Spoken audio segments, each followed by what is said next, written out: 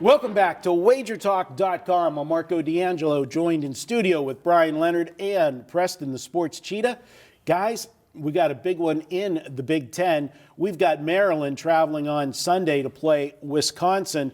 Wisconsin's been winning, guys, but not doing the spread. They did lose on Sunday to Northwestern. Projected number on this one, we kind of all agree this one's going to be somewhere around 10. But you look at that number, it's a number that, like, you look at Maryland and then you look at Wisconsin in the 10, it looks kind of high. What do you guys think about this one? I'll start with you, Bryan. Yeah, I'm at 10.3, but it is high. It's hard to lay that type of number in a Big Ten game. Each team has a game before. Obviously, Northwestern is hosting Maryland, and then Michigan is hosting Wisconsin. So without any upsets or anything strange going on, I make it 10.3, but if anytime I find a Big Ten game where I'm laying double digits, I kind of back off a bit on that. This Maryland team played Ohio State the other day, and I had Ohio State, and that game worked out well. I think Maryland's a little bit overrated, but then again, do I really want to lay double digits in the NBA? Excuse me, the NBA. The Big Ten against a quality opponent in Maryland. We'll have to see how this line comes out. Preston, you look at Maryland, and I kind of agree with Bryan. I look at them and I see the body of work, but I'm just not 100% sold. I think they're a little bit overrated. But then you look at Wisconsin, and when you think of Wisconsin, you think back of all those old teams where they used to play the games in the low 60s. You know, it was a defensive game, grind it out, and you see a number like this. It's like, I don't want to lay it with Wisconsin. But that's not this Wisconsin team. I mean, this team can score points, but the last couple games, they've had some games where they've had some lackluster performances, just getting by, and then last week finally stubbing their toe against Northwestern. Should we be concerned about Wisconsin? Yeah, I think you can be concerned about both teams if you really want. You talk about their body of work. I think they're both 21-4 now, and that's a guess. If I'm incorrect, I apologize. But it's similar records and similar bodies of work, and I think you have reasons to be down on both teams. So to see a team laying double digits, it is kind of worrisome.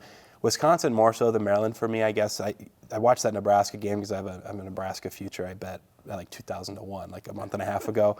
And Nebraska lost in overtime by 1. And then they followed it up, going back home and then losing outright to Northwestern. But before that, I think Wisconsin had won like 17 of 18. But, you know, earlier that week they beat Indiana close by 4 or 5 points. The week before that they beat Minnesota by 2, Michigan by 4. They've played in all these tight games. They finally had some go against them. But I feel like, and similarly to an extent with Maryland, both teams have run pretty good late in games, which part of it maybe is, you know, not random. I mean, they're being coached well. I think Virginia's a team that generally plays well down the stretch, minus that Sunday game against Virginia Tech. You know, a lot of that could be coaching and the fact that they play well in a slowed down, couple-minute, small possession game in a close matchup. But I just don't trust either team to really make a push when it comes down to it as far as the Big Ten title or potentially, you know, a March Madness run. In this game, for me, if it's double digits or higher, it's Maryland or nothing, but I don't think I'll end up betting this side. Yeah, I've got a slight lean to Wisconsin. I guess I'm going to be opposite on all of the videos today.